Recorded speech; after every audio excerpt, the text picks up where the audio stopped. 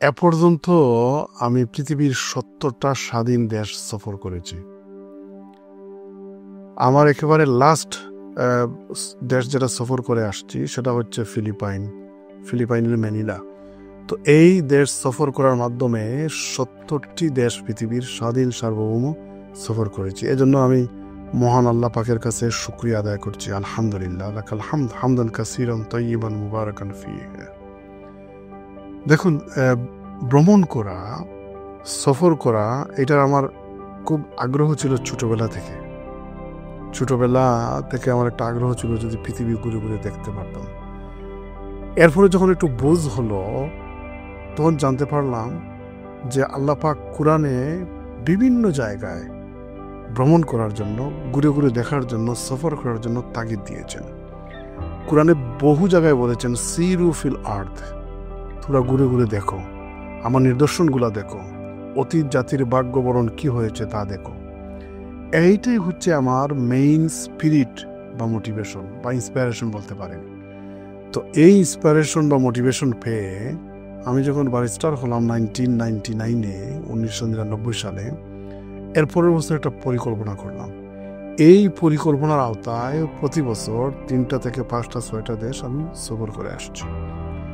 তো মূলত প্রত্যেকটা দেশ যখন সফর করি এর আগে আমি প্ল্যান করি সেই দেশের ব্যাপারে তত্ত্ব, উপাত্ত, ইতিহাস, কৃষ্টি, কালচার, সংবিধান, আইন, রাষ্ট্র ব্যবস্থা, এই ব্যাপারে একটু জানার চেষ্টা করি। এরপরে ফিজিক্যালি গিয়ে ভিজিট করে দেখার চেষ্টা করি, প্রয়োজনীয় নোট নেই, এবং এইভাবে আমি দেখে আসছি। প্রথম সফর হলো আমার জন্মের পরে 1989-এ বাংলাদেশের বাইরে বের হয়েছি। এরপরে 2-1টা দেশ সফর করেছি, হজ উমরা করেছি, কিন্তু আমার প্ল্যানের আলোকে আমার বিদেশ সফর শুরু হলো মূলত 2000 সাল থেকে। আসলে দেখেন, এটা আমি গর্ব বা অহংকারের বিষয় নয়, আমি মনে করি এটা আল্লাহ পাকের খাস রহমত ছিল আমার প্রতি। কারণ আর্থিকভাবে যদি সচ্ছল আল্লাহ পাক না রাখতেন তাহলে আমার পক্ষে এত দেশ সফর করা, শারীরিকভাবে যদি সুস্থ আল্লাহ পাক না রাখতেন তাহলে শারীরিকভাবে এত দেশ সফর করা এবং ধৈর্য এবং একনিষ্ঠতা যদি না থাকতো তাহলে হয়তো এই পরিকল্পনা সাকসেস করতে পারতাম না। আমি 70টা দেশ সফর করতে আনুমানিক 300-350 পাউন্ড, বাংলাদেশি মুদ্রায় প্রায় 4-5 কোটি টাকা খরচ হয়েছে। এই খরচটা যোগান দিতে পেরেছি কারণ আর্থিক সচ্ছলতা থাকার কারণে, না যেতে পারতাম না। আপনি রিটার্ন ট্রাভেল, সেখানে থাকা, খাওয়া, এরপরে ঘোরাঘুরির জন্য খরচ, সব কিছু, গিফট আনা, সব কিছু মিলিয়ে একটা উল্লেখযোগ্য সংখ্যক একটা ফান্ড প্রতিটা দেশে সফরের জন্য লাগে। তো এইটা করেছি এজন্য যে আমার আর্থিক সক্ষমতা ছিল, এজন্য আলহামদুলিল্লাহ আল্লাহর শুকরিয়া আদায় করি। এরপরে দেখেন যে প্রত্যেকটা দেশের বৈশিষ্ট্য আলাদা, একটার সাথে আরেকটা আপনি মিলাতে পারবেন না। এবং আমি মনে করি বাংলাদেশ আমার জন্মভূমি, মাতৃভূমি, এর বাইরে সবচেয়ে বেশি অ্যাট্রাকটিভ কান্ট্রি হচ্ছে সৌদি আরব। কারণ ওই মাটিতে শুয়ে আছেন আমাদের প্রিয় নবী এবং সেই মাটিতে প্রেজেন্ট বা উপস্থিত আছে আমাদের কাবা। তো এই দেশটা হচ্ছে আমাদের বাংলাদেশ থেকে বের হলেই সবচেয়ে বেশি প্রিয় দেশ। এরপরে বলতে পারেন যে বিলেতে 36 বছর ধরে আমি আছি, সুতরাং এখানে আসলে আমি হুমলি মনে করি। বাকি সব দেশগুলা এক একটা বৈশিষ্ট্য এক একটা। আপনি সুইজারল্যান্ডে যান, তার একটা বৈশিষ্ট্য, আপনি নেপালে, শ্রীলঙ্কায়, মালদ্বীপে যান, তার আলাদা আলাদা বৈশিষ্ট্য আছে। আফ্রিকার উগান্ডা, এরপরে কেনিয়া, এরপরে মরক্কো, ইজিপ্ট, তিউনিসিয়া আমি সফর করেছি, তাদের আলাদা আলাদা বৈশিষ্ট্য আছে। ইউরোপিয়ান কান্ট্রিগুলা, জার্মান, ফ্রান্স, ইটালি, বেলজিয়াম, এগুলোতে যান, তার আলাদা একটা ধরন এবং স্ট্রাকচার আছে। আবার ইস্টার্ন ইউরোপে যান আপনি, মালদোভা, এরপরে রোমানিয়া, এরপরে কি বলে আরও কয়েকটা দেশ আছে, এগুলোতে যান আপনি, সেখানে আরেকটা বৈশিষ্ট্য আছে। একেবারে আপনি সীমান্তের কাছাকাছি আপনি আইসল্যান্ডে যান, সেটা আরেকটা ঠান্ডা প্রধান দেশে যান, তার একটা আছে। তো সব মিলিয়ে একটা বিচিত্র অভিজ্ঞতা লাভ করেছি। বিভিন্ন জাতি সম্পর্কে জানার সুযোগ হয়েছে, তাদের কৃষ্টি, কালচার, আইন, সংবিধান, ইতিহাস সম্মুখ দেখেন, জানা যায় বিভিন্নভাবে। আপনি পড়েও জানতে পারেন, ডকুমেন্টারি দেখেও জানতে পারেন, কারো কাছ থেকে শুনেও জানতে পারেন, ক্লাস করে জানতে পারেন। কিন্তু নিজের চোখে দেখে একটা দেশ, একটা সভ্যতা, জাতি সম্পর্কে জানার টেস্ট এবং মজাটা আলাদা, তার বারিক কি এবং তার আসরটা আলাদা।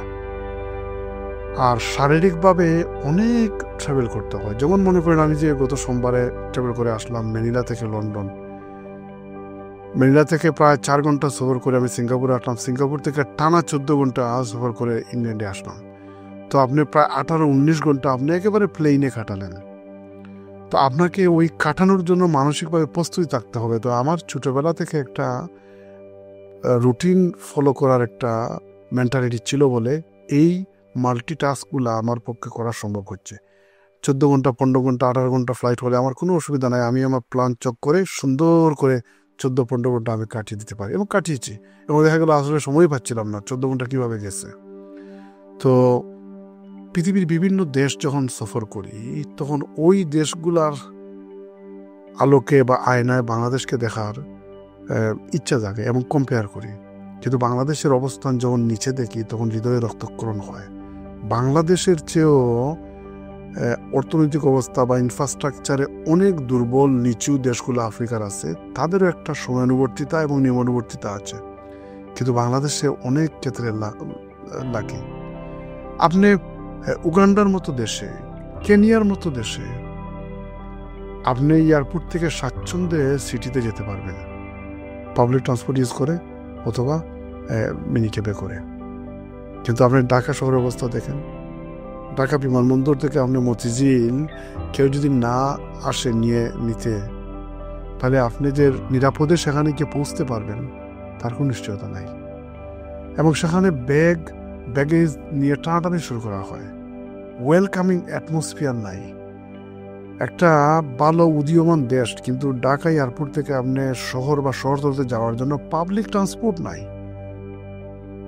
তো এটা যখন কম্পেয়ার করি, তখন হৃদয় রক্তক্ষরণ হয়। কিন্তু বাংলাদেশের চেয়ে অনেক নিচু পর্যায়ের লোক অর্থনীতিতে, তাদের এখানে এই ইনফ্রাস্ট্রাকচারগুলো আছে। আরেকটা দেখেন যে আফ্রিকার উগান্ডার মতো দেশ, সেখানে একেবারে ক্লিনার থেকে শুরু করে রাষ্ট্রের সর্বোচ্চ পর্যায় পর্যন্ত একবার অনর্গল ফ্লুয়েন্ট ইংলিশ বলতে পারে। কিন্তু বাংলাদেশে তো আমরা সেটা দেখি না। তাদের একটা নিয়মানুবর্তিতা আছে ট্রাফিক মেনটেন বা কথাবার্তা চালচলনে, কিন্তু আমাদের ডিসিপ্লিনের খুবই অভাব জাতীয় জীবনে। আমরা অনেক কিছু নিয়ে গর্ব করি। বাংলাদেশের সর্বোচ্চ বিদ্যাপীঠ ঢাকা বিশ্ববিদ্যালয় পৃথিবীর র্যাঙ্কিং 1000-এর মধ্যেও আসতে পারে না। কিন্তু উগান্ডাকে আমরা বিভিন্ন ক্ষেত্রে উদাহরণ দেই যখন রাফ কোনো কিছু হয়। কিন্তু উগান্ডার একটা ইউনিভার্সিটি আছে, মাকরারে ইউনিভার্সিটি, সেইটা কিন্তু ওয়ার্ল্ড র্যাঙ্কিংয়ে 500-এর ভিতরে আছে।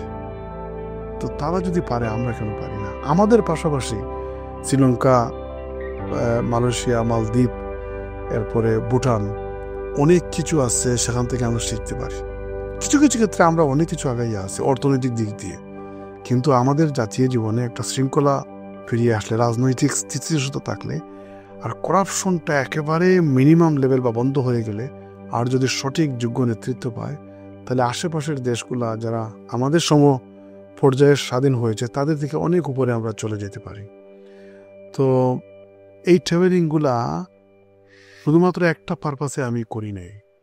কোনোটা একাডেমিক ট্রিপ ছিল, সেমিনার সিম্পোজিয়ামে অ্যাটেন্ড করা, কোনোটা ছিল আমার ওয়াইফকে নিয়ে হলিডেতে, কোনোটা ছিল গ্রুপের সাথে, কোনোটা ছিল আমার ছেলে সন্তানাদি বা মেয়েদেরকে নিয়ে ভিজিট করা। তো এইভাবে বিভিন্ন কাজে, বিভিন্ন উপলক্ষে পর্যন্ত আল্লাহ পাক পৃথিবীর 70টা দেশ সফর করার সৌভাগ্য আমাকে দিয়েছেন।